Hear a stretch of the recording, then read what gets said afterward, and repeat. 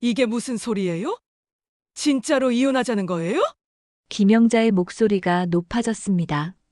그래, 우리 이제 그만하자. 왜요? 대체 왜 그래야 하는데요? 이유는 중요하지 않아. 그냥 끝내고 싶어. 박노인은 아내의 눈을 피했습니다. 이유가 중요하지 않다고요? 45년을 함께 산 사람한테 이유도 없이 이혼하자고요? 김영자는 서류를 던져버렸습니다. 종이들이 바닥에 흩어졌어요. 김영자는 그 순간을 평생 잊지 못할 겁니다. 이 부부에게는 도대체 무슨 일이 벌어지고 있었던 걸까요? 사연 시작 전에 구독과 좋아요를 누르시면 가정의 행복과 큰 복이 가득하실 거예요. 사연 로그인 시작합니다. 이 이야기는 그보다 몇 달 전부터 시작되었습니다. 박노인과 김영자 부부는 결혼한 지 45년이 된 부부였습니다. 박노인은 74살, 김영자는 70살이었죠. 두 아들을 키우며 평범하지만 행복한 가정을 꾸려온 사람들이었습니다. 자식들도 이제 다 커서 독립했고 두 사람만 남은 집은 조용했지만 평온했습니다. 저녁 6시가 되면 김영자는 부엌에서 저녁 준비를 시작했습니다.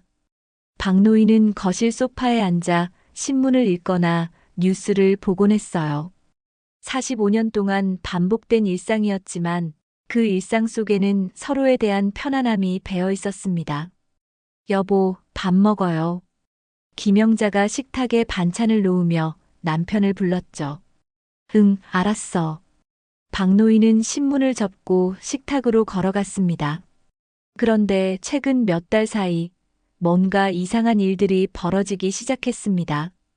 평생 잔소리라곤 해본 적 없던 박노인이 아내에게 짜증을 내는 일이 잦아졌어요. 아니, 같은 말을 왜 자꾸 해? 어느 날 저녁 김영자가 약 먹으라는 말을 했을 때 박노인이 갑자기 소리쳤습니다. 김영자는 깜짝 놀라 멈칫했죠. 내가 언제 같은 말을 2번 했다고 그래요? 방금 2번이나 했잖아. 박노인의 목소리는 날카로웠습니다. 김영자는 말없이 고개를 돌렸어요. 사실 그녀는 한 번밖에 말하지 않았습니다. 하지만 굳이 따지고 싶지 않았죠. 식탁 위의 밥은 점점 식어갔고 두 사람 사이의 공기도 함께 차갑게 식었어요. 그날 밤 박노인은 잠들지 못하고 침대에 누워 천장을 바라봤습니다. 내가 왜 그랬을까? 아내에게 소리를 지른 것이 후회됐지만 동시에 이상한 두려움이 밀려왔습니다. 요즘 자꾸만 뭔가를 잊어버리는 것 같았어요. 열쇠를 어디 뒀는지, 아침에 뭘 먹었는지, 방금 전에 무슨 생각을 하고 있었는지조차 기억이 나지 않을 때가 있었죠. 며칠 뒤 또다시 비슷한 일이 벌어졌습니다.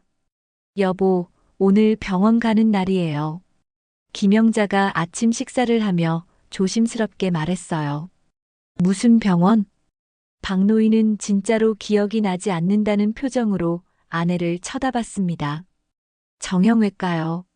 무릎 검진 받기로 했잖아요. 나 그런 얘기 들은 적 없는데? 김영자는 깊은 한숨을 쉬었죠. 지난주에 약속 잡았다고 말했는데요. 당신이 알았다고 했잖아요. 박노인은 아무 말도 하지 못했습니다. 정말로 기억이 나지 않았어요. 하지만 인정하고 싶지 않았죠. 내가 언제 그랬어? 당신이 착각하는 거 아니야? 아니에요. 분명히 말했어요. 에이, 당신도 나이 들더니 헷갈리나 봐. 박노인은 짜증스럽게 말하며 자리를 박차고 일어났습니다. 혼자 남은 방에서 박노인은 머리를 감싸쥐었어요. 가슴이 답답했습니다. 왜 자꾸 이러지? 그는 떨리는 목소리로 혼잣말을 중얼거렸죠. 사소한 것들을 잊어버리는 일이 점점 더 자주 일어나고 있었어요. 처음엔 그냥 나이 탓이라고 생각했습니다. 70을 넘기면 누구나 그런 거라고 스스로를 위로했죠. 하지만 요즘은 뭔가 확실히 다른 것 같았어요. 며칠 전에는 장을 보러 마트에 갔다가 자기가 뭘 사러 왔는지 까맣게 잊어버렸습니다. 마트 입구에서 한참을 멍하니 서 있다가 결국 아무것도 사지 않고 그냥 집으로 돌아왔죠. 지난주에는 이웃집 아주머니 이름이 갑자기 생각나지 않았어요. 20년 넘게 알고 지낸 사람인데 말입니다. 안녕하세요, 저기. 말끝을 흐리다가 어색하게 웃으며 그냥 지나쳤습니다. 그날 오후 박노인은 화장실 거울 앞에 섰습니다. 거울 속의 자신을 오랫동안 바라봤어요. 주먹을 꽉 쥐었다가 풀었다가를 반복했습니다. 정신 차려. 그냥 피곤한 거야. 스스로에게 계속 다짐했지만 눈빛 속에는 지울 수 없는 불안이 깊게 서려 있었습니다. 뭔가 자신에게 잘못되고 있다는 걸 박노인은 본능적으로 느끼고 있었어요. 김영자도 남편의 변화를 조금씩 눈치채고 있었습니다. 하지만 어떻게 말을 꺼내야 할지 몰랐죠. 나이 들면 다 그런 거겠지. 스스로를 위로하며 김영자는 평소처럼 남편을 조용히 챙겼습니다. 약을 챙겨주고 식사를 챙기고 말없이 옆에 있어줬어요. 하지만 남편의 눈빛에서 보이는 그 깊은 두려움만은 도저히 외면할 수가 없었습니다. 어느 날 저녁 박노인은 거실 창가에 서서 밖을 바라봤습니다. 해가 천천히 지고 있었어요. 노을이 하늘을 붉게 물들이고 있었죠. 박노인은 그 노을을 보며 문득 이런 생각을 했습니다. 나는 지금 무엇을 두려워하고 있는 걸까? 대답은 나오지 않았습니다. 다만 가슴 한편이 무겁게 가라앉을 뿐이었어요. 그리고 그 무게는 날이 갈수록 점점 더 무거워지고 있었습니다. 박노인은 더 이상 참을 수 없었습니다. 자신에게 일어나고 있는 이상한 변화들을 더는 외면할 수 없었어요. 어느 날 아침 김영자가 시장에 간 사이 박노인은 조용히 집을 나섰습니다. 동네 신경과 병원으로 향하는 발걸음은 무겁기만 했죠. 혹시 몰라. 그냥 검사나 한번 받아보자. 스스로를 다독이며 병원 문을 열었지만 가슴은 두근거렸습니다. 대기실에 앉아 있는 동안 박노인은 계속 손을 비볐어요. 주위를 둘러보니 자신보다 나이가 많아 보이는 노인들이 보였습니다. 나도 저렇게 되는 걸까? 불안한 마음에 다리를 떨었습니다. 47번 환자분, 진료실로 들어오세요. 간호사의 목소리에 박노인은 벌떡 일어났어요. 진료실 문을 열고 들어가니 중년의 의사가 앉아 있었습니다. 어서 오세요. 앉으세요. 박노인은 천천히 의자에 앉았습니다. 어떻게 오셨어요? 의사가 부드럽게 물었습니다. 요즘 자꾸 깜빡깜빡해서요. 그냥 나이 탓인지 확인하려고 왔습니다. 박노인의 목소리는 떨렸습니다. 언제부터 그런 증상이 있으셨어요? 한 반년쯤 된 것 같습니다. 처음엔 별거 아니었는데 요즘은 좀 심해진 것 같아서요. 의사는 고개를 끄덕이며 차트에 기록을 했습니다. 구체적으로 어떤 것들을 잊으시나요? 사소한 거요. 열쇠 어디 뒀는지, 아침에 뭘 먹었는지 그런 거요. 약속이나 중요한 일정도 잊으시나요? 네, 가끔은요. 박노인은 고개를 숙였습니다. 알겠습니다. 일단 간단한 인지기능 검사를 해보시죠. 의사는 종이와 펜을 꺼냈습니다. 지금부터 제가 말하는 단어 3개를 기억하세요. 나무, 자동차, 연필입니다. 박노인은 고개를 끄덕였습니다. 오늘이 몇 월 몇일이죠? 10월 20일. 사실 정확한 날짜가 기억나지 않았습니다. 지금 계절은 무엇인가요? 가을입니다. 100에서 7씩 빼보세요. 100, 93, 86. 100, 93, 86, 79. 박노인은 더듬거리며 대답했습니다. 좋습니다. 이제 시계 그림을 그려보세요. 의사가 종이를 내밀었습니다. 박노인은 펜을 들었지만 손이 떨렸어요. 원을 그리고 숫자를 넣으려고 했지만 순간적으로 머릿속이 하얘졌습니다. 숫자를 어떻게 배치하지? 한참을 고민하다가 겨우 시계를 완성했습니다. 하지만 숫자 배치가 엉망이었고 바늘의 위치도 정확하지 않았어요. 의사는 그림을 받아보고 아무 말 없이 다음 질문으로 넘어갔습니다. 아까 제가 말한 단어 3개 기억하시나요? 박노인은 머리를 쥐어짜며 생각했습니다. 나무 그리고 다른 단어들이 생각나지 않았어요. 자동차? 아니면 연필? 의사가 힌트를 주었지만 박노인은 확신할 수 없었습니다. 검사가 끝나고 의사가 말했습니다. 추가 검사가 필요할 것 같습니다. 뇌 MRI 촬영과 혈액 검사를 하겠습니다.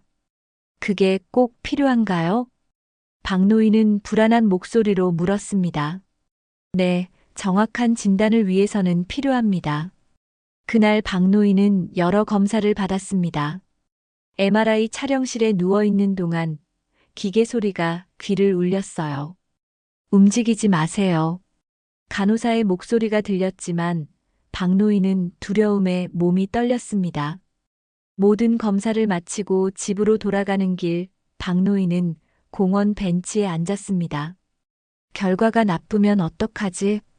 하늘을 올려다보니 구름이 천천히 흘러가고 있었어요. 영자에게 뭐라고 말해야 하나? 집에 도착했을 때 김영자가 현관에서 맞이했습니다. 어디 갔다 와요? 아침부터 안 보이길래 걱정했잖아요. 그냥 좀 산책했어. 박노인은 애써 평온한 표정을 지었습니다. 산책을 그렇게 오래 해요? 점심도 안 먹고. 배가 안 고파서 그래. 박노인은 방으로 들어가 문을 닫았습니다. 침대에 앉아 고개를 떨어뜨렸어요. 제발 아무것도 아니길. 하지만 마음 한편에서는 이미 알고 있었습니다. 뭔가 잘못되고 있다는 것을요. 일주일 후 박노인은 혼자 병원을 다시 찾았습니다. 검사 결과를 듣기 위해서였죠. 이번에도 김영자에게는 말하지 않았습니다.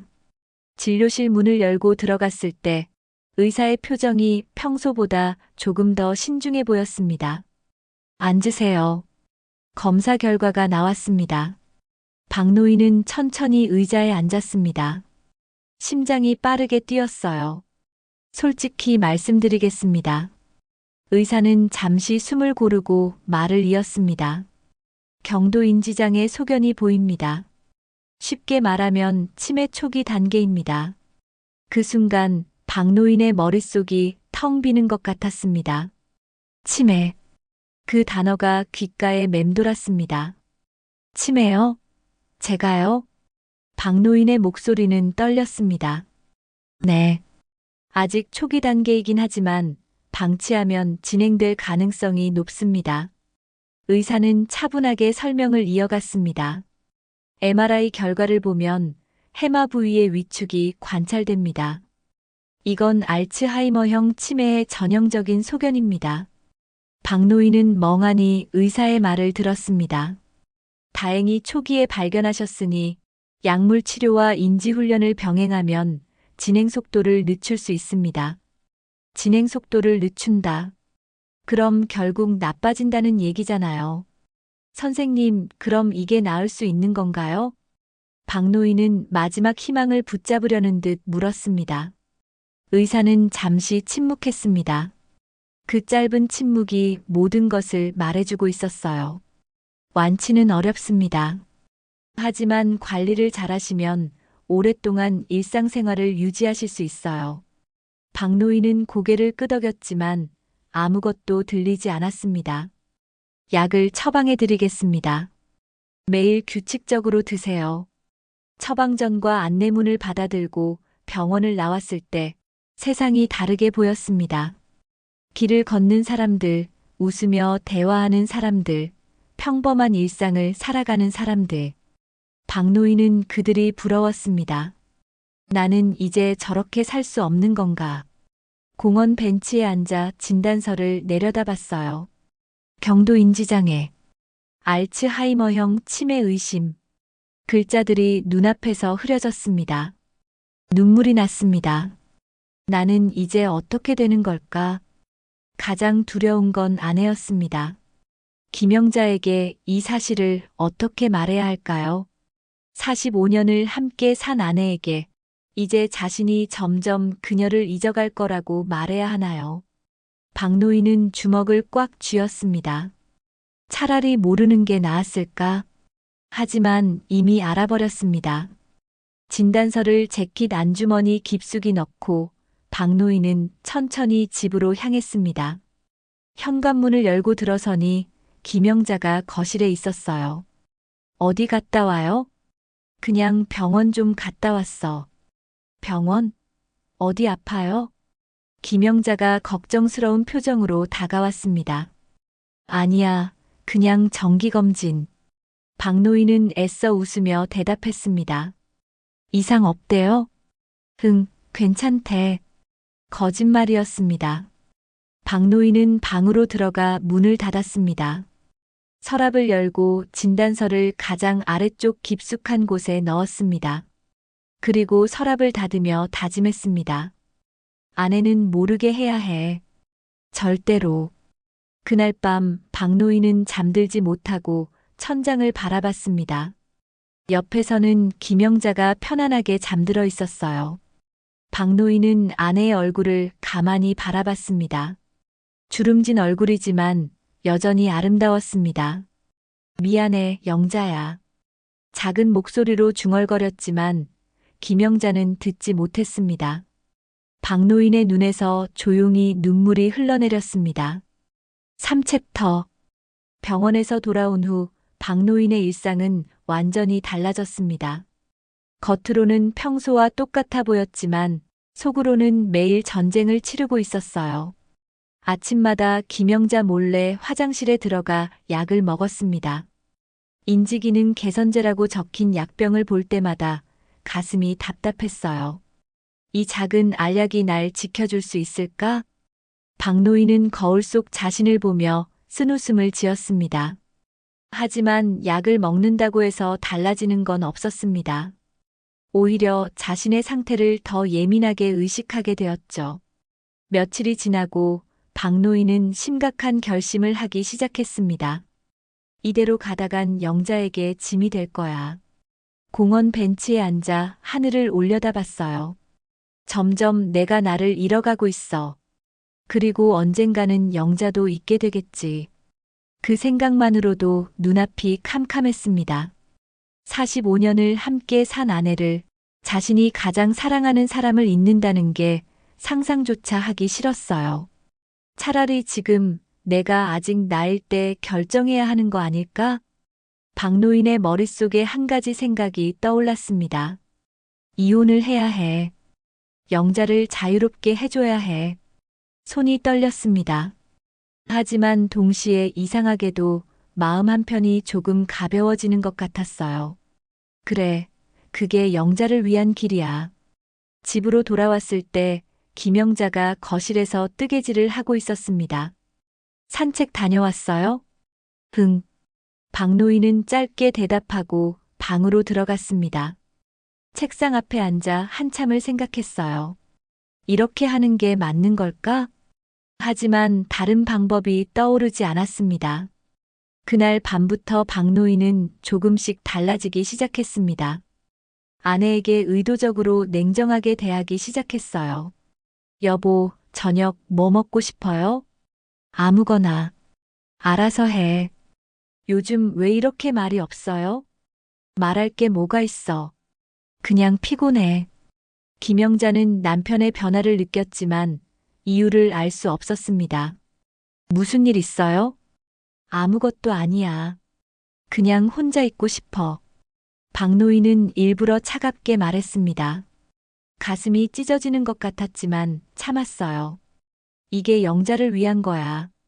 며칠 후 박노인은 더 과감한 행동을 시작했습니다. 일부러 늦게 귀가했어요. 어디 갔다 와요? 전화도 안 받고. 김영자가 걱정스러운 얼굴로 물었습니다. 그냥 좀 돌아다녔어. 저녁은 먹었어요? 밖에서 먹었어. 사실 박노인은 공원 벤치에 앉아 시간을 보냈을 뿐이었습니다. 배도 고팠지만 집에 일찍 들어가고 싶지 않았어요. 아내를 마주하는 게 너무 힘들었거든요. 어느 날은 동네 화장품 가게를 지나다가 영수증 하나를 주었습니다. 여성용 화장품이 적혀 있는 영수증이었어요. 박노인은 그 영수증을 주머니에 넣었습니다. 그리고 빨래할 때 김영자가 발견하도록 일부러 놔뒀어요. 여보, 이게 뭐예요? 며칠 후 김영자가 영수증을 들고 물었습니다. 박노인은 영수증을 보고 아무렇지 않게 말했습니다. 아, 그거 화장품 영수증인데요. 누구 주려고 샀어요? 그건 내일이야. 신경 쓰지 마. 김영자의 얼굴이 굳었습니다. 무슨 소리예요? 당신이 왜 여자 화장품을 사요? 궁금하면 알아서 생각해. 박노인은 고개를 돌려버렸어요. 김영자는 멍하니 서 있었습니다. 가슴이 무너지는 것 같았어요. 혹시 다른 여자라도 있는 건가? 그날 밤 김영자는 잠을 이루지 못했습니다. 남편의 최근 행동들이 하나씩 떠올랐어요. 차가운 말투, 늦은 귀가, 그리고 화장품 영수증. 설마 그럴 리가 없어. 45년을 함께 산 사람이. 하지만 의심은 점점 커져만 갔습니다. 박노인도 옆방에서 잠들지 못하고 있었어요. 미안해, 영자야. 하지만 이렇게라도 해야 해. 눈물이 흘렀지만 소리는 내지 않았습니다. 며칠이 더 지나고 박노인은 더욱 냉정해졌습니다. 여보, 우리 얘기 좀 해요. 김영자가 용기를 내어 말했습니다. 무슨 얘기? 요즘 당신 이상해요. 대체 무슨 일이 있는 거예요? 이상한 건 없어. 그럼 왜 이렇게 변한 거예요? 나한테 화라도 난 거예요? 김영자의 목소리가 떨렸습니다. 화는 안 났어. 그냥 지쳤어. 뭐가 지쳤다는 거예요? 이 생활이, 이 모든 게. 박노인의 말에 김영자는 할 말을 잃었습니다. 무슨 소리예요? 우리 뭐가 문제였어요? 문제는 없어. 그냥 이제 각자 살고 싶어. 각자 살고 싶다고요? 김영자는 믿을 수 없다는 표정을 지었습니다. 그래. 나도 내 인생 살고 싶어. 박노인은 아내의 눈을 피하며 말했습니다. 당신 지금 무슨 말을 하는지 알아요? 잘 알아. 그래서 하는 말이야. 박노인은 자리에서 일어났습니다. 천천히 생각해봐. 우리 이제 그만하자. 그만하자니 그게 무슨 소리예요? 김영자가 소리쳤지만 박노인은 방으로 들어가 문을 닫아버렸습니다. 문 뒤에서 박노인은 벽에 등을 기대고 주저앉았습니다. 눈물이 주르르 흘러내렸어요. 이게 맞는 걸까? 정말 이게 맞는 걸까? 하지만 돌아갈 수는 없었습니다. 이미 시작해버린 일이었으니까요. 김영자는 거실에 혼자 남아 소파에 앉았습니다. 눈물이 멈추지 않았어요. 대체 왜 이러는 거야? 무슨 일이 있는 거야? 밤은 깊어갔지만 두 사람 모두 잠들지 못했습니다. 같은 집 안에 있지만 마음은 점점 멀어지고 있었어요. 박노인은 아내를 지키기 위해 아내를 밀어내고 있었고 김영자는 남편이 왜 변했는지 알 수 없었습니다. 45년의 사랑이 무너지기 시작하고 있었습니다. 며칠 후 박노인은 진짜로 변호사 사무실을 찾아갔습니다. 오래된 건물 3층에 있는 작은 사무실이었어요. 어서 오세요. 무슨 일로 오셨습니까? 중년의 변호사가 반갑게 맞이했습니다. 이혼 상담을 받으러 왔습니다. 박노인의 목소리는 떨렸지만 표정만은 단호했어요. 앉으세요. 결혼하신 지 얼마나 되셨죠? 45년입니다. 45년이요? 그 정도면 오래 사셨는데 특별한 사유가 있으신가요? 변호사가 조심스럽게 물었습니다. 그냥 더 이상 함께 살 수 없을 것 같아서요. 배우자분께서도 동의하시나요? 아직은 아닙니다. 하지만 곧 동의하실 겁니다. 박노인은 담담하게 대답했지만 손은 떨리고 있었어요. 재산 분할은 어떻게 하실 생각이신가요? 공평하게 반반 나누려고 합니다. 집도 팔아서 나눌 생각입니다.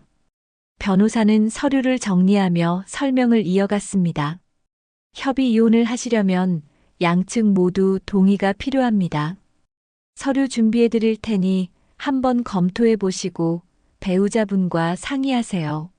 알겠습니다. 박노인은 서류를 받아들고 사무실을 나왔습니다. 계단을 내려가는 발걸음이 무겁기만 했어요. 집으로 돌아오는 길, 박노인은 다시 공원에 들렀습니다. 벤치에 앉아 서류를 펼쳐봤어요. 이혼 합의서. 글자들이 눈에 들어왔습니다. 정말 이렇게 끝내는 게 맞는 걸까? 하지만 다른 방법이 없었습니다. 저녁 무렵 집에 도착했을 때 김영자는 부엌에서 저녁 준비를 하고 있었어요. 왔어요? 응. 박노인은 짧게 대답하고 거실로 갔습니다. 식탁 위에 서류를 내려놓았어요. 저녁 식사 시간이 되었습니다. 두 사람은 마주 앉았지만 대화는 없었어요. 식사를 마치고 김영자가 설거지를 하려는데 박노인이 말했습니다. 영자야, 식탁에 놔둔 서류 좀 봐. 무슨 서류인데요? 김영자는 수건으로 손을 닦으며 식탁으로 다가갔습니다. 서류를 집어들고 첫 페이지를 봤어요. 이혼 합의서. 김영자의 손이 떨렸습니다. 읽어봐. 천천히. 박노인의 목소리는 차갑게 들렸지만 속으로는 무너지고 있었어요. 이게 무슨 소리예요? 진짜로 이혼하자는 거예요? 김영자의 목소리가 높아졌습니다. 그래. 우리 이제 그만하자. 왜요? 대체 왜 그래야 하는데요? 이유는 중요하지 않아. 그냥 끝내고 싶어. 박노인은 아내의 눈을 피했습니다. 이유가 중요하지 않다고요? 45년을 함께 산 사람한테 이유도 없이 이혼하자고요? 김영자는 서류를 던져버렸습니다. 종이들이 바닥에 흩어졌어요. 영자야. 싫어요. 절대 안 해요. 김영자는 눈물을 흘리며 소리쳤습니다. 당신이 왜 이러는지 모르겠어요. 하지만 나는 이혼 안 할 거예요. 언젠가는 해야 할 거야. 왜요? 왜 해야 하는데요? 우리가 뭐가 문제예요? 김영자가 따져 물었지만 박노인은 대답하지 않았습니다. 말을 해봐요. 당신 요즘 왜 그러는 거예요? 그냥 지쳤다고 했잖아. 지쳤다는 게 이유가 돼요? 그게 이혼 사유가 돼요? 김영자는 남편의 팔을 잡았습니다. 다른 여자가 있는 거예요? 그래서 이러는 거예요? 박노인은 팔을 뿌리쳤습니다. 그런 거 아니야. 그럼 뭐예요? 도대체 뭐 때문에 이러는 거예요? 김영자는 주저앉으며 울었습니다. 박노인은 아내의 모습을 보며 가슴이 찢어지는 것 같았어요. 하지만 돌아설 수 없었습니다. 천천히 생각해봐. 나는 진심이야. 박노인은 방으로 들어가 버렸습니다. 김영자는 거실 바닥에 앉아 한참을 울었어요. 흩어진 서류들이 눈에 들어왔습니다. 이혼 합의서. 믿을 수가 없었습니다. 45년을 함께 산 남편이 이렇게 냉정하게 변할 줄은 몰랐어요. 대체 무슨 일이 있는 거야? 그날 밤 두 사람은 각자의 방에서 잠들지 못했습니다. 며칠이 지났습니다. 김영자는 서류에 서명하지 않았어요. 하지만 박노인은 포기하지 않았습니다. 영자야, 생각해봤어? 생각할 것도 없어요. 안 한다고 했잖아요. 이렇게 버티면 뭐해. 결국은 하게 될 텐데. 당신이 이유를 말해주면 생각해 볼게요. 김영자가 말했지만 박노인은 고개를 저었습니다. 이유는 없어. 그냥 끝내고 싶다는 것밖에. 며칠 후 박노인은 집을 나가기로 결심했습니다. 부동산을 통해 작은 원룸을 구했어요. 여기로 이사할 겁니다. 혼자 사시려고요? 네. 계약을 마치고 집으로 돌아와 짐을 싸기 시작했습니다. 옷가지 몇 벌, 생활용품 몇 가지가 전부였어요. 김영자는 남편이 짐을 싸는 모습을 멍하니 바라봤습니다. 정말 가시는 거예요? 그래야 해. 나는 아직 서명 안 했어요. 알아. 하지만 일단 떨어져 지내는 게 좋을 것 같아. 박노인은 가방을 들고 현관으로 향했습니다. 김영자가 막아섰어요. 가지 마요. 제발. 비켜줘, 영자야. 싫어요. 안 보내줄 거예요. 김영자는 남편의 옷을 붙잡았습니다. 박노인은 아내의 손을 천천히 떼어냈어요. 미안해. 미안하면 가지 마요. 김영자는 소리쳤지만 박노인은 문을 열었습니다. 나중에 연락할게. 문이 닫혔습니다. 김영자는 그 자리에 주저앉았어요. 안 돼요. 이럴 수 없어요. 하지만 남편은 이미 계단을 내려가고 있었습니다. 박노인은 건물 밖으로 나와 뒤를 돌아봤습니다. 창문 너머로 김영자의 모습이 보였어요. 가슴이 미어졌지만 발걸음을 옮겼습니다. 이게 최선이야. 영자를 위한 길이야. 택시를 타고 새로운 집으로 향했습니다. 좁고 낡은 원룸이었지만 박노인에게는 충분했어요. 짐을 내려놓고 방 안을 둘러봤습니다. 텅 빈 방이었습니다. 창문으로 들어오는 햇살만이 방 안을 비추고 있었어요. 박노인은 바닥에 주저앉았습니다. 이제 시작이야. 혼자서 끝까지 가야 해. 약병을 꺼내 하나를 입에 넣었습니다. 물도 없이 그냥 삼켰어요. 쓴맛이 목구멍을 타고 내려갔습니다. 영자야, 미안해. 창밖을 바라보니 해가 지고 있었습니다. 한편 집에 혼자 남은 김영자는 텅 빈 집안을 걸어다녔습니다. 남편이 쓰던 슬리퍼, 남편의 칫솔, 남편이 앉던 소파 자리. 모든 게 그대로인데 남편만 없었어요. 왜 이러는 거예요? 대체 무슨 일이 있는 거예요? 김영자는 소파에 앉아 눈물을 흘렸습니다. 밤이 깊어갔지만 잠은 오지 않았어요.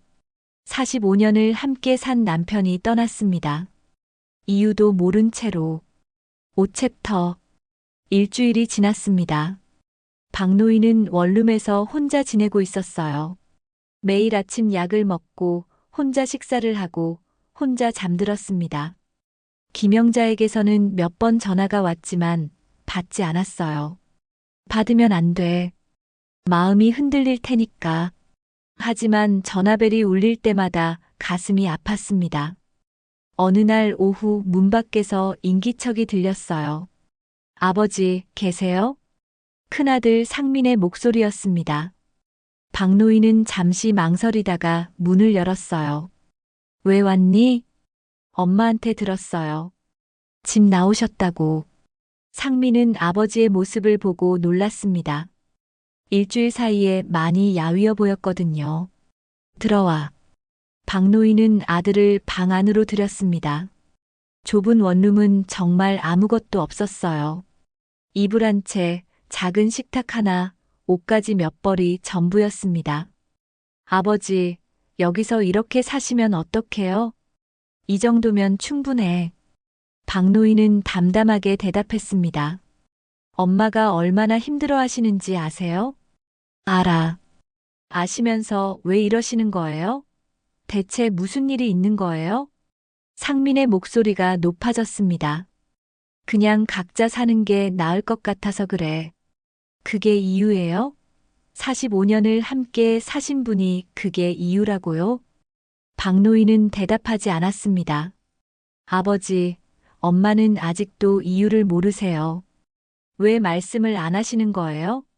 말할 게 없어. 아버지. 상민이 소리쳤지만 박노인은 고개를 돌렸습니다. 그만 돌아가거라. 나는 괜찮아. 괜찮아 보이지 않으세요? 상민은 답답한 마음에 방 안을 둘러봤어요. 그때 부엌 싱크대 위에 놓인 약병이 눈에 들어왔습니다. 저게 뭐지? 상민은 약병 쪽으로 다가갔습니다. 상민아, 거기 가지 마. 박노인이 황급히 말했지만 이미 늦었어요. 상민은 약병을 집어들었습니다. 인지기능 개선제. 라벨을 읽는 순간 상민의 손이 멈췄습니다. 이게 무슨 약이에요? 박노인은 아무 말도 하지 못했습니다. 상민은 재빨리 휴대폰으로 검색해 봤어요. 치매 환자에게 처방되는 약물. 상민의 얼굴이 창백해졌습니다. 아버지, 이게 대체. 돌려줘. 박노인이 약병을 빼앗으려 했지만 상민은 물러서지 않았습니다. 아버지, 설명하세요. 이게 무슨 약이에요? 그냥 건강보조제야. 거짓말 마세요. 인지기능 개선제잖아요. 상민의 목소리가 떨렸습니다. 박노인은 한참을 망설이다가 고개를 떨어뜨렸습니다. 언제부터였어요? 언제 진단받으신 거예요? 석 달 전쯤. 박노인의 목소리는 작았습니다. 석 달 전이요? 그럼 그때부터 혼자 앓고 계셨던 거예요? 아무한테도 말하고 싶지 않았어. 왜요? 왜 아무한테도 말 안 하신 거예요? 상민의 눈에 눈물이 고였습니다. 짐이 되고 싶지 않았어. 특히 내 엄마한테. 그래서 이혼하시겠다는 거예요? 박노인은 고개를 끄덕였습니다. 아버지, 그게 말이 돼요? 엄마가 얼마나 힘들어 하시는데요. 지금은 힘들겠지.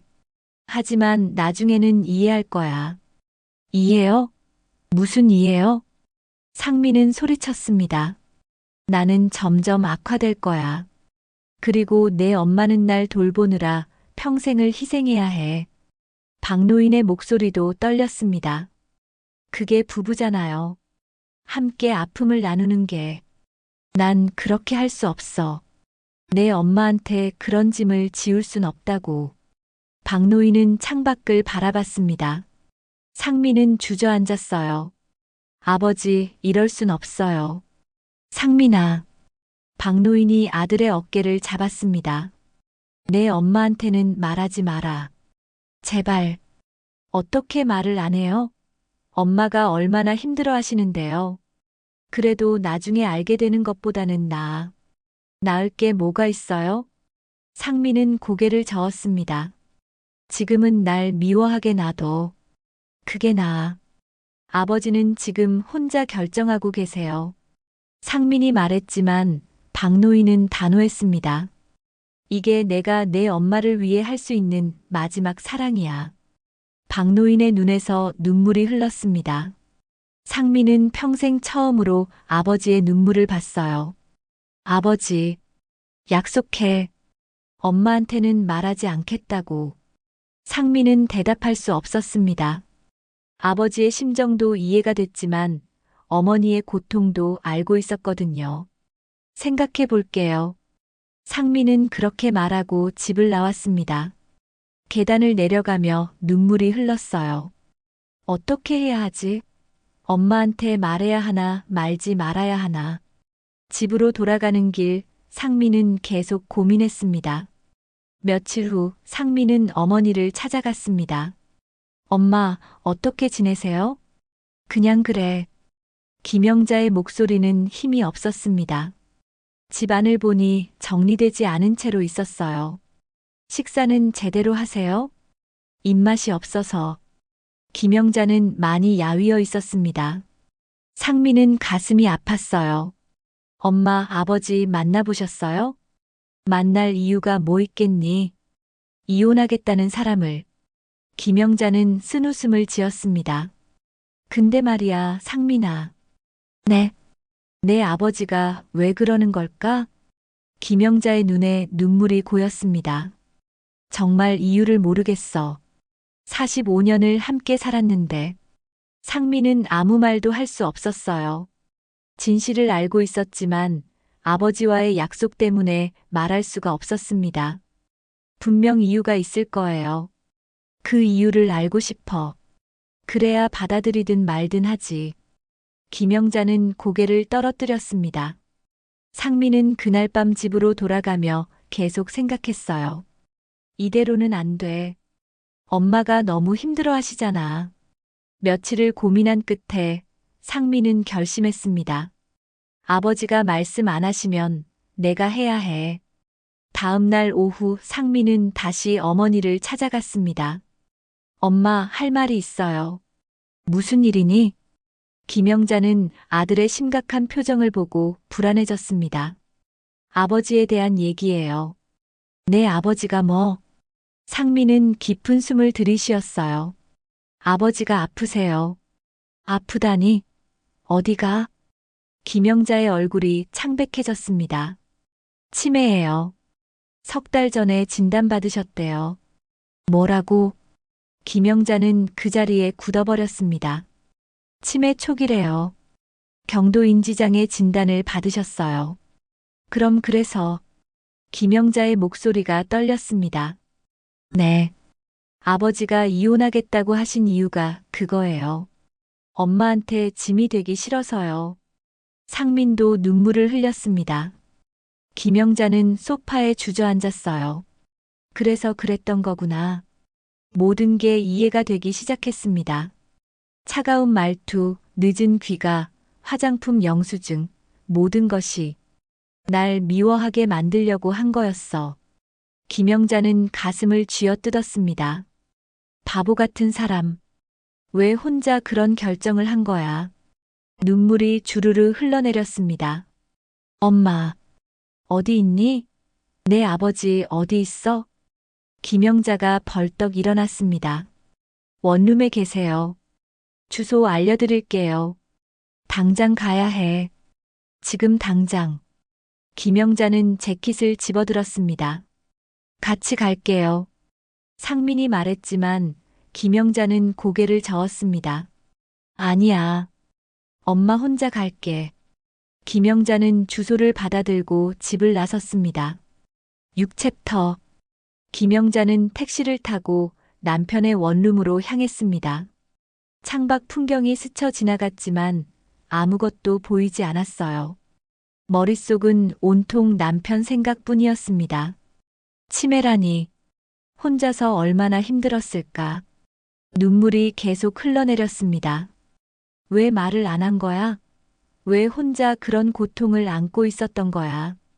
택시가 낡은 건물 앞에 섰습니다. 여기에요. 김영자는 요금을 내고 서둘러 내렸어요. 3층까지 계단을 올라가는 동안 숨이 찼지만 멈출 수 없었습니다. 301호. 남편이 사는 곳이었어요. 김영자는 초인종을 눌렀습니다. 한참을 기다렸지만 대답이 없었어요. 다시 한번 눌렀습니다. 누구세요? 박노인의 목소리가 들렸습니다. 나예요. 영자. 문 안쪽에서 잠시 침묵이 흘렀습니다. 왜 왔어? 문 열어요. 돌아가. 할 말 없어. 문 안 열면 여기서 밤새 서 있을 거예요. 김영자의 목소리는 단호했습니다. 한참 후에야 문이 열렸습니다. 박노인은 피곤한 얼굴로 서 있었어요. 일주일 사이에 더 야위어 보였습니다. 김영자는 남편을 보자마자 눈물이 쏟아졌습니다. 왜 말을 안 했어요? 왜? 박노인은 고개를 돌렸습니다. 상민이한테 들었어요. 다 알아요. 그 녀석이 말했구나. 박노인의 목소리에는 아쉬움이 섞여 있었습니다. 돌아가. 이미 끝난 일이야. 끝난 게 아니에요. 김영자는 남편의 손을 잡았습니다. 아직 아무것도 끝나지 않았어요. 영자야, 나는. 왜 혼자 결정한 거예요? 나도 당신 아내인데. 김영자의 목소리가 떨렸습니다.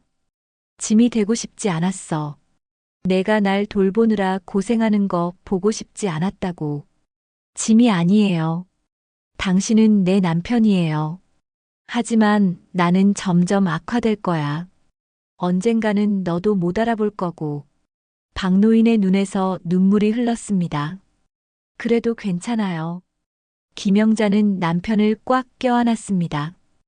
당신이 날 잊어도 내가 당신을 기억할 거예요.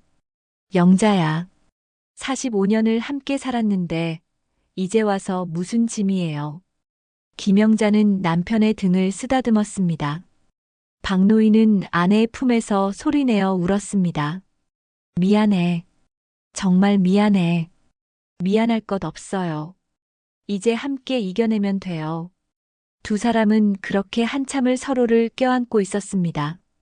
문 앞에 서서 울고 있는 두 사람을 이웃이 지나가며 봤지만 신경 쓰지 않았어요. 잠시 후 김영자가 방 안으로 들어갔습니다. 텅 빈 방을 둘러보니 가슴이 아팠습니다. 여기서 이렇게 지내셨어요? 응. 밥은 제대로 먹었어요? 먹었어. 하지만 쓰레기통에는 컵라면 용기만 가득했습니다. 거짓말 마요. 김영자는 한숨을 쉬었습니다. 짐 싸요. 집에 가요. 영자야, 나는. 안 된다는 말 하지 마요. 당신은 집에 가야 해요. 김영자는 단호하게 말했습니다. 박노인은 아내의 눈을 바라봤어요. 그 눈에는 단호함과 함께 사랑이 가득했습니다. 정말 괜찮겠어? 괜찮아요. 우리 함께 해요. 박노인은 천천히 고개를 끄덕였습니다. 두 사람은 함께 짐을 쌌어요. 많지 않은 짐이었습니다. 이게 다예요? 응. 이게 다야. 김영자는 남편의 옷가방을 들었습니다. 같이 들어요. 두 사람은 함께 가방을 들고 원룸을 나섰습니다. 계단을 내려가는 동안 박노인이 말했습니다. 영자야. 왜요? 정말 후회 안 할 거지? 후회할 일이 뭐가 있어요? 김영자는 웃으며 대답했습니다. 당신과 함께하는 게 내가 선택한 거예요. 택시를 타고 집으로 향했습니다. 차 안에서 두 사람은 손을 꽉 잡고 있었어요. 영자야, 고마워. 고마울 것 없어요. 당연한 거예요. 집에 도착했을 때는 해가 지고 있었습니다. 현관문을 열고 들어서니 익숙한 냄새가 났어요. 역시 집이 좋네. 박노인이 작은 목소리로 말했습니다. 그럼요. 여기가 당신 집이에요. 김영자는 남편의 짐을 풀기 시작했습니다. 배고프죠? 뭐 해드릴까요? 아무거나 좋아. 된장찌개 끓여줄게요. 당신이 좋아하는 거. 김영자는 부엌으로 향했습니다. 박노인은 거실 소파에 앉아 주위를 둘러봤어요. 일주일밖에 안 됐는데 정말 오랜만에 돌아온 것 같았습니다. 저녁 식사 시간이 되었습니다. 김영자가 식탁에 음식을 차렸어요. 드세요. 고맙다. 박노인은 숟가락을 들었습니다. 된장찌개 한 숟가락을 떠서 입에 넣었어요. 맛있다. 그럼 많이 드세요. 김영자는 남편이 밥 먹는 모습을 보며 미소 지었습니다. 식사를 마치고 두 사람은 거실에 앉았어요. 영자야, 미안한데. 또 미안하다는 말이에요? 김영자가 웃으며 말했습니다. 앞으로 내가 힘들게 할 텐데. 괜찮아요. 우리 함께 이겨내요. 정말 자신 있어? 자신 있어요. 김영자는 남편의 손을 꽉 잡았습니다. 당신 혼자 아픈 게 아니에요. 우리 둘이 함께 아픈 거예요. 박노인은 아내를 바라봤습니다. 사랑해, 영자야. 나도 사랑해요, 여보. 그날 밤 박노인은 오랜만에 자신의 침대에서 잤습니다. 옆에는 아내가 있었어요. 영자야, 자니? 아니요, 안 자요. 무서워. 박노인의 목소리가 떨렸습니다. 뭐가 무서워요? 언젠가 당신을 완전히 잊어버릴까봐. 김영자는 남편의 손을 꽉 잡았습니다. 괜찮아요. 당신이 날 잊어도 내가 당신을 기억할 거예요. 정말? 네. 약속해요. 박노인은 아내의 손을 느끼며 안정을 찾았습니다. 고마워, 영자야. 정말 고마워. 천만에요, 여보. 두 사람은 손을 잡고 잠들었습니다. 창밖으로 달빛이 비쳐 들어왔어요. 45년을 함께 살아온 부부는 다시 함께였습니다. 앞으로 어떤 일이 있을지 알 수 없었지만 함께라면 이겨낼 수 있을 것 같았습니다. 다음 날 아침 김영자는 일찍 일어나 도서관에 갔습니다.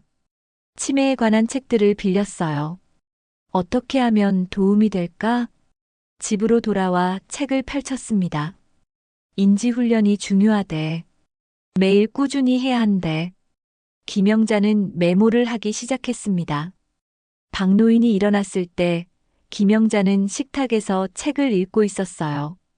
뭐 읽어? 치매에 관한 책이요. 우리 함께 공부해요. 영자야. 같이 이겨내야죠. 그러려면 알아야죠. 김영자는 환하게 웃었습니다.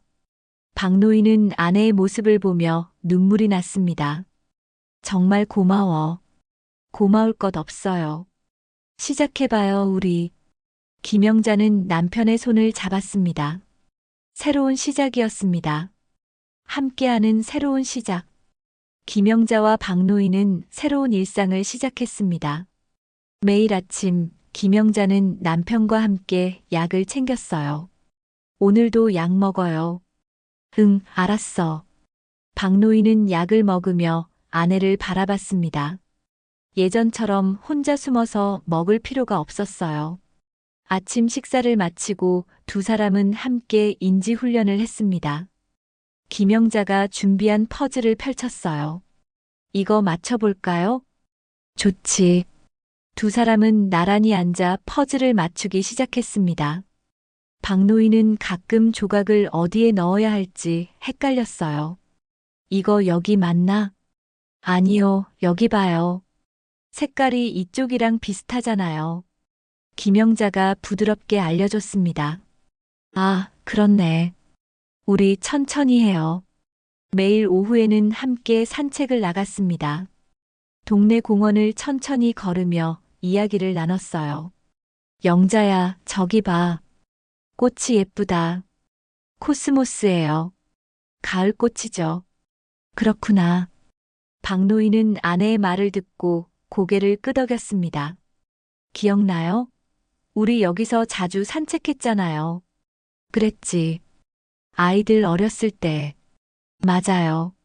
상민이가 여기서 자전거 처음 배웠죠. 김영자는 웃으며 말했습니다.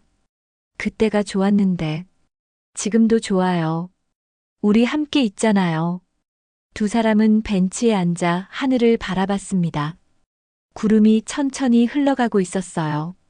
저녁에는 함께 앨범을 봤습니다. 이거 봐요. 우리 결혼식 사진이에요. 김영자가 오래된 사진을 가리켰습니다. 영자 정말 예뻤네.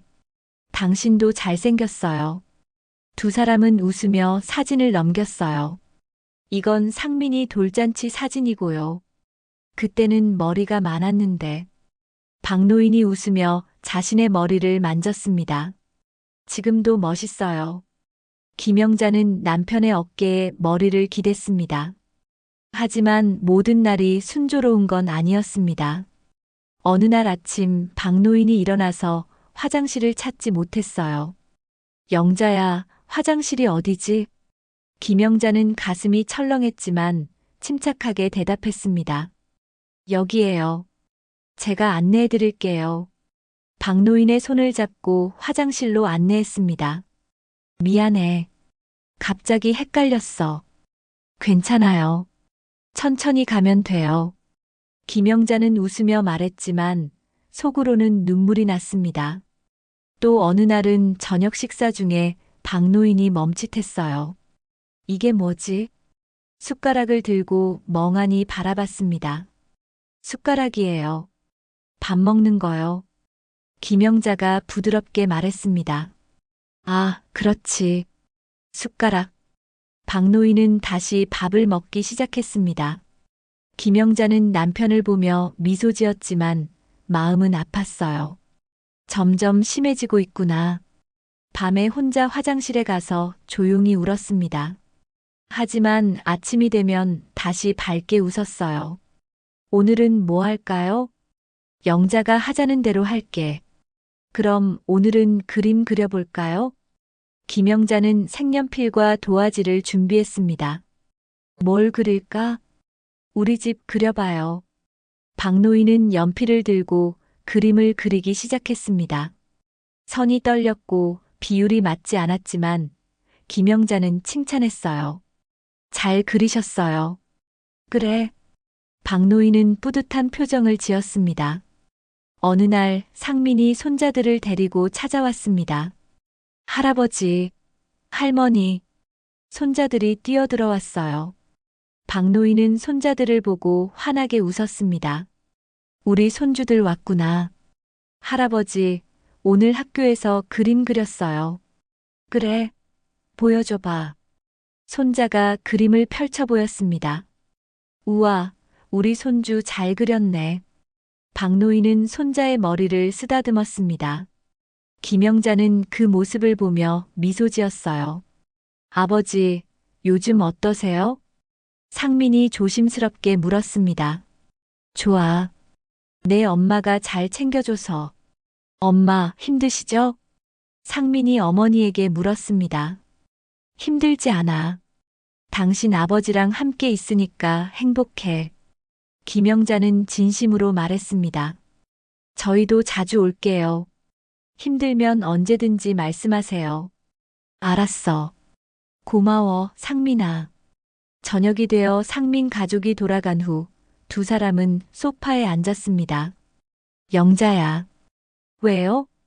오늘 손주들 이름이 뭐였지? 박노인이 조심스럽게 물었습니다. 김영자는 잠시 놀랐지만 곧 부드럽게 대답했습니다. 민준이하고 서윤이에요. 아, 맞다. 민준이하고 서윤이. 박노인은 이름을 되뇌었습니다. 괜찮아요. 잊어버리면 제가 알려줄게요. 김영자는 남편의 손을 잡았습니다. 미안해. 자꾸 잊어버려서. 미안할 것 없어요. 그날 밤 박노인이 잠들기 전에 말했습니다. 영자야. 네.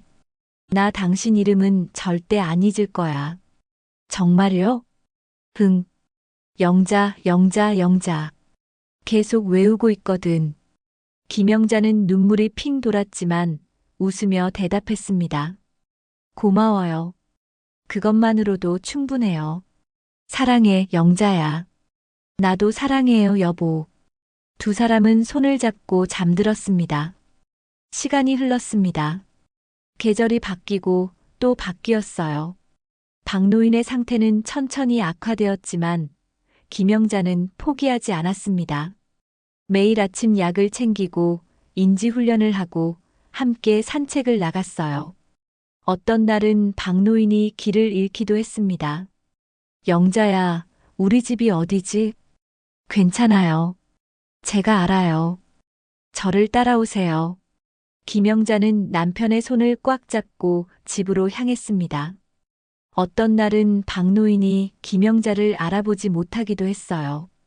당신은 누구세요? 저는 영자예요.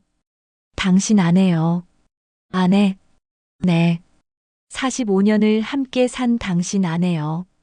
김영자는 눈물을 참으며 말했습니다. 잠시 후 박노인의 눈에 초점이 돌아왔어요. 영자야, 미안해. 괜찮아요. 천천히 기억하면 돼요. 하지만 이상하게도 박노인은 아내의 이름만은 끝까지 기억했습니다. 다른 건 다 잊어버려도 영자라는 이름만은 또렷했어요. 영자야.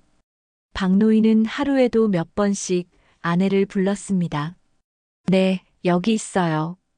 김영자는 항상 곁에 있었어요. 어느 날 저녁 두 사람은 창가에 서서 노을을 바라봤습니다. 영자야, 노을 예쁘다. 그러게요. 정말 예뻐요. 당신이랑 함께 봐서 더 예쁜 것 같아. 박노인이 웃으며 말했습니다. 김영자는 남편의 어깨에 머리를 기댔습니다. 나도요. 당신이랑 함께 있어서 더 예뻐요. 두 사람은 그렇게 노을을 바라봤습니다. 기억은 흐릿해져도 사랑은 여전히 선명했습니다. 시간이 더 흘렀습니다. 계절이 몇 번이나 바뀌었는지 셀 수 없을 만큼. 박노인의 상태는 점점 더 악화되었지만 김영자는 여전히 곁을 지켰어요. 어느 봄날 아침, 김영자는 남편을 깨웠습니다. 여보, 일어나요. 오늘 날씨 정말 좋아요. 박노인은 천천히 눈을 떴어요. 처음엔 천장을 멍하니 바라보다가 김영자를 봤습니다. 영자야? 네, 저예요. 김영자는 남편의 손을 잡았습니다. 요즘 박노인은 아침에 일어나면 항상 잠시 헷갈렸어요. 하지만 아내의 얼굴을 보면 조금씩 기억이 돌아왔습니다. 여기가 어디지? 우리 집이에요. 45년 넘게 살던 집이요. 아, 그렇지. 우리 집. 박노인은 천천히 일어났습니다. 예전보다 움직임이 훨씬 느려졌지만 김영자는 천천히 기다려줬어요. 서두르지 마세요. 천천히 하면 돼요. 고마워, 영자야. 박노인은 아내를 보며 미소 지었습니다. 아침을 먹는 동안 박노인이 물었습니다. 영자야, 오늘은 무슨 요일이지? 수요일이에요. 수요일에는 뭐 하는 날이지? 아무것도 안 해요. 그냥 우리 둘이 있는 날이에요. 김영자는 웃으며 대답했습니다. 그럼 됐어. 당신이랑 함께 있으면 돼. 식사를 마치고 두 사람은 산책을 나갔습니다. 동네 공원에는 벚꽃이 만개 있었어요. 영자야, 이 꽃 참 예쁘다. 벚꽃이에요. 봄에 피는 꽃이죠. 벚꽃 우리 이거 전에도 봤나? 매년 봤어요. 까치요. 김영자는 남편의 팔짱을 꼈습니다. 박노인은 기억이 나지 않았지만 아내의 말을 믿었어요. 그랬구나. 예쁘네. 벤치에 앉아 잠시 쉬었습니다. 공원에는 사람들이 많았어요. 아이들이 뛰어놀고 연인들이 손을 잡고 걸었습니다. 영자야. 왜요? 나 참 행복해. 박노인이 웃으며 말했습니다. 왜 갑자기요? 당신이 옆에 있어서. 김영자는 눈물이 핑 돌았지만 웃으며 대답했습니다. 나도 행복해요. 당신이 옆에 있어서. 집으로 돌아오는 길, 박노인이 갑자기 멈춰 섰습니다. 영자야, 우리 집이 어디였지? 괜찮아요. 제가 알아요. 이쪽이에요. 김영자는 남편의 손을 꽉 잡고 천천히 걸었습니다. 미안해. 자꾸 잊어버려서. 미안할 것 없어요. 우리 천천히 가요. 두 사람은 손을 잡고 집으로 향했습니다. 오후에는 거실에서 함께 앨범을 봤어요. 여보, 이 사진 봐요. 우리 결혼식 사진이에요. 김영자가 오래된 사진을 가리켰습니다. 박노인은 사진을 오래 바라봤어요. 이게 우리야? 네, 젊었을 때 우리예요. 영자 정말 예뻤네. 당신도 멋있었어요. 김영자는 웃으며 말했습니다. 이건 아이들 사진이고요. 아이들. 박노인은 사진 속 아이들을 바라봤습니다. 우리 아들들이에요. 상민이하고 준호. 아, 그렇구나. 박노인은 기억이 나지 않았지만 고개를 끄덕였어요. 우리 행복했구나. 네, 정말 행복했어요. 지금도 행복하고요. 김영자는 남편의 어깨에 머리를 기댔습니다. 저녁 식사 시간이 되었습니다. 김영자가 된장찌개를 끓였어요. 여보, 밥 먹어요. 응, 좋아. 두 사람은 식탁에 마주 앉았습니다. 박노인이 국 한 숟가락을 떠서 입에 넣었어요. 영자야, 오늘 국은 왜 이렇게 맛있냐? 김영자는 눈시울이 붉어졌습니다. 박노인이 항상 하던 말이었거든요. 당신이 옆에 있어서 그래요. 네, 당신이 옆에 있으면 모든 게 맛있어요. 박노인은 환하게 웃었습니다. 나도 영자가 옆에 있어서 좋아. 식사를 마치고 두 사람은 거실로 이동했어요. 창밖으로 저녁 햇살이 비쳤습니다. 영자야, 저거 봐. 노을 예쁘다.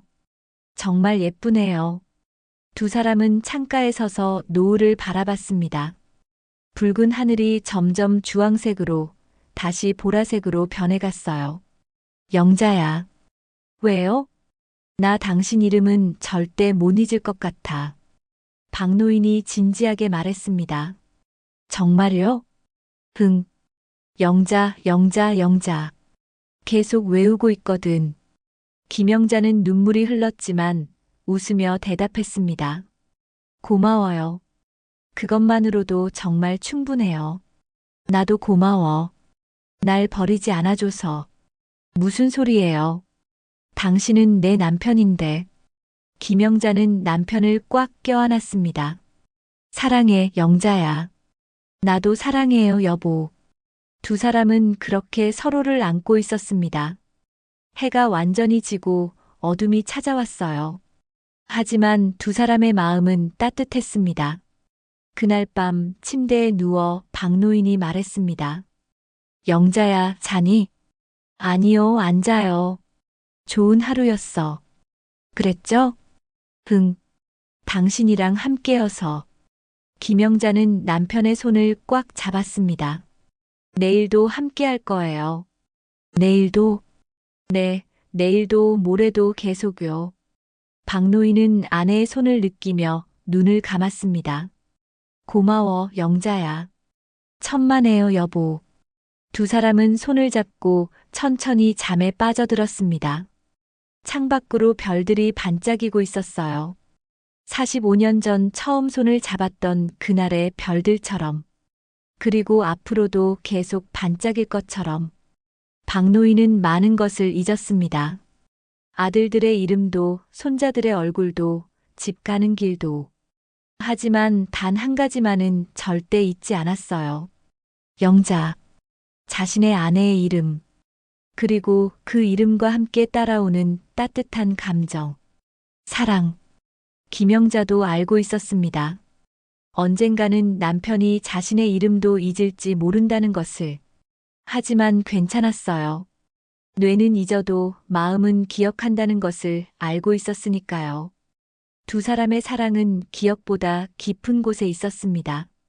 말로 설명할 수 없는, 보이지 않는 곳에.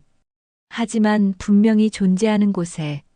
조용한 밤, 두 사람의 고른 숨소리만이 방 안을 채웠습니다. 손은 여전히 꽉 잡혀 있었어요. 내일도 모레도 앞으로도. 두 사람은 계속 함께 할 것입니다. 끝까지. 45년을 함께 산 부부의 사랑 이야기. 이혼으로 끝날 뻔했던 이야기는 결국 더 깊은 사랑으로 이어졌습니다. 박노인은 아내를 지키기 위해 떠나려 했지만 김영자는 남편을 놓지 않았어요. 그리고 두 사람은 함께 남은 시간을 살아가고 있습니다. 기억은 사라져도 사랑은 남는다는 것을 증명하며. 창밖으로 새벽이 밝아오고 있었습니다. 새로운 하루가 시작되고 있었어요. 두 사람은 여전히 손을 잡고 있었습니다. 그리고 그 손은 앞으로도 계속 함께 할 것입니다. 오늘의 사연 끝까지 들어주셔서 감사합니다. 구독과 좋아요는 저에게 큰 힘이 됩니다. 감사합니다.